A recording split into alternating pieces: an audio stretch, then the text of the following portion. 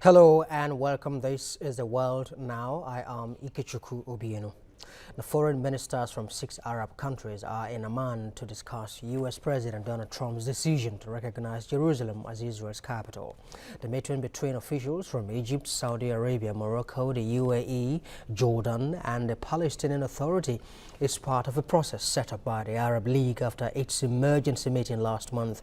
Trump's recognition of Jerusalem as Israel's capital infuriated the Arab world and upset Western allies. It has sparked violent protests on a weekly basis along the Israel-Gaza border and in the occupied West Bank. Israel considers all of Jerusalem to be its capital, but Palestinians want the eastern part of the city as the capital of a future independent state of their own. Now, the French ambassador to the United Nations, Francois Delata, says that recent protests in Iran do not threaten international peace and security. Delata disclosed this during a Security Council meeting called by the United States that has been criticized by Iran. Iran's ambassador to the United Nations, Gholamali Khoshroo, says the U.S. had abused its power as a permanent member of the Security Council. He said his government has hard evidence recent protests in Iran were very clearly directed from abroad. In the past week, what has happened on the ground throughout the nation of Iran is something the world must take note of. It is a spontaneous expression of fundamental human rights. The Iranian people are rising up in over 79 locations throughout the country. It is a powerful exhibition of brave people who have become so fed up with their oppressive government that they're willing to risk their lives in protest. The world should applaud their courage. The voices of the Iranian people should be heard. But too often, Iran's security interests are pursued in a way that destabilizes and at times directly threatens others, supports terrorism, and distorts the Iranian economy. These regional activities risk increasing international conflict and threaten international peace and security. We are deeply concerned by Iranian assistance to groups in Yemen, Lebanon, Syria, and Iraq.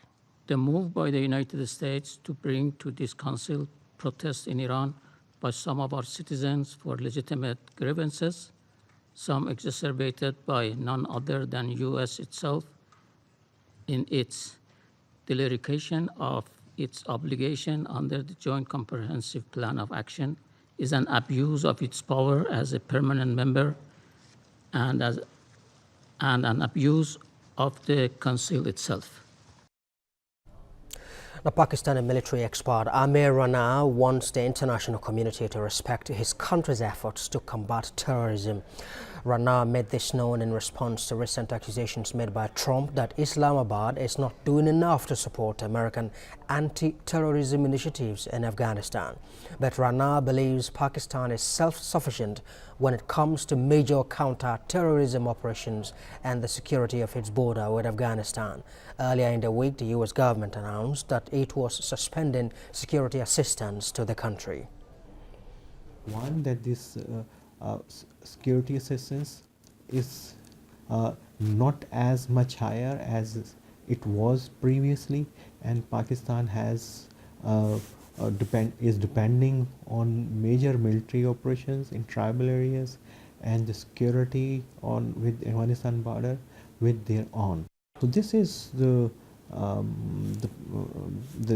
Pakistan can do and can be confront all this challenge in a very reasonable and rational way.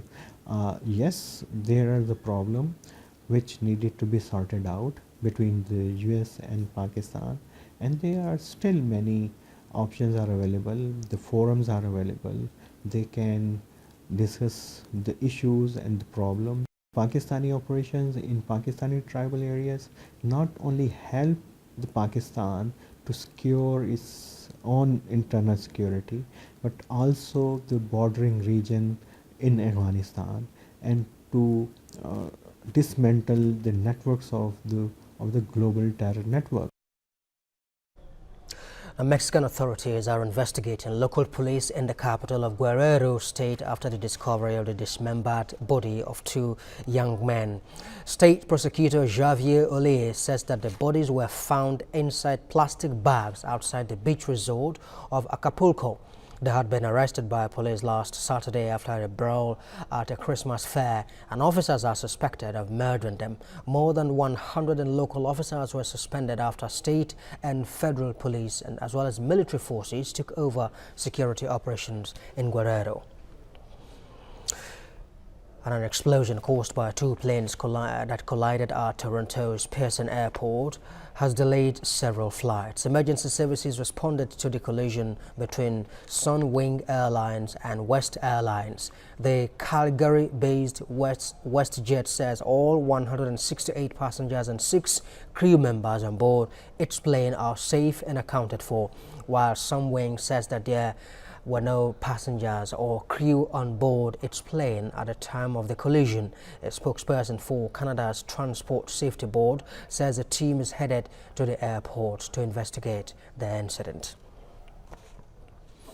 And a massive winter storm battered the U.S. East Coast this week, leaving some 80,000 homes and businesses without power, and nearly 5,000 flights also cancelled. The storm, which also caused delays on Amtrak, that's the country's main rail service, is already creating economic hardships. We'll have details in the following report. Storms like this always create losers and winners for the economy. On the losing side is home sales, the transportation industry and tourism, as Disney World, SeaWorld and Universal Studios in usually sunny Florida all temporarily shut down. Restaurants also get hit. Planalytics, which monitors weather-related businesses, expects restaurant traffic to be down 10% in the first week of January. The big winners seem to be retail sales and utility providers, because as temperatures plummet, demands for heating increase. Clearly, anybody that's making gloves and scarves and warm winter coats, they've been big winners. Depending on how it's measured, you end up having retail sales tending to do a little bit better over a 2 to 3 month span, because people are stocking up on necessities and then they have to buy a lot of stuff that got ruined. Retailers also got lucky that the storm didn't hit during the peak shopping in December. Interrupted people during the holiday season, it would have been quite a bit more disruption. Analysts believe the impact could take a couple of tenths off GDP growth and could be more if the storm continues. The New York City Mayor Bill de Blasio has declared a winter weather emergency as heavy snow continues to pound the East Coast. He says that the emergency is simply a measure to help clear the city to preserve public safety. The storm is a product of a rapid plunge in barometric pressure that some weather forecasters are referring to as bombogenesis, or a bomb cyclone.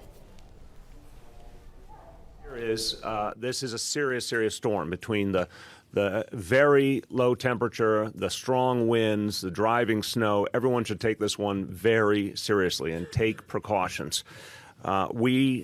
Because of the fact that the storm has intensified in the last few hours, I am now declaring a winter weather emergency for New York City. That will give our city agencies the ability to take additional actions to keep us safe.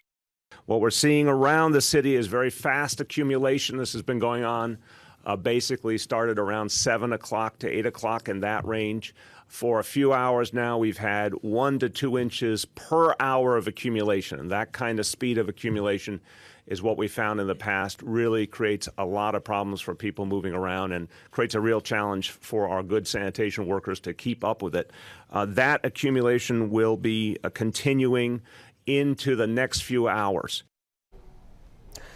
And it's a different situation in Australia as a massive heat wave due to bushfires hit 3 states, destroying buildings and threatening lives. Several structures are still burning as a fire rages out of control on the outskirts of Australia's second largest city, that's Melbourne. More than 50 fires were reported across the state and 400 homes already are without power. Residents have now been advised to be on the alert to emergency warnings. The warnings are being issued, and people to access those warnings and to continue to access those warnings is the important thing, because it's a dynamic environment, and obviously we are providing timely, relevant and tailored information to allow community members to make decisions about their safety. So the important thing is to stay attuned to the systems where the warnings are being published. Meanwhile, the World Meteorological Organization has warned of extreme weather conditions. Already, intense cold and heavy winds have gripped much of the northeastern United States, Canada and China, while other regions have experienced unusually high temperatures for winter. Heat waves have been recorded in the southern hemisphere, notably in Australia and South Africa. Europe's also experiencing very mild temperatures, certainly where we are now. France, the town of Cannes, had a January temperature record of 22.9 degrees Celsius on Wednesday. The French national average also on Wednesday was 11.5 degrees Celsius, so that's about 6 degrees Celsius above the normal. So, as I said, lots of extreme weather. The southern hemisphere, parts of the southern hemisphere are experiencing heat waves. The South African Weather Service is issuing alerts and warnings for heat waves for much of the country this weekend. Australia is expecting large parts of Australia to be more than 40 degrees Celsius this weekend, with a very high risk of fire in parts of southern Australia. So it's cold in large parts of the US, but it's it's feeling pretty warm in Alaska right now. And obviously, as I said, in other parts of the world, we are seeing above average temperatures. So there is a distinction between weather and long-term climate change. Well, coming up on The World Now, controversial Trump book hits shelves across the United States. We'll have details of that and more after the break. Stay with us.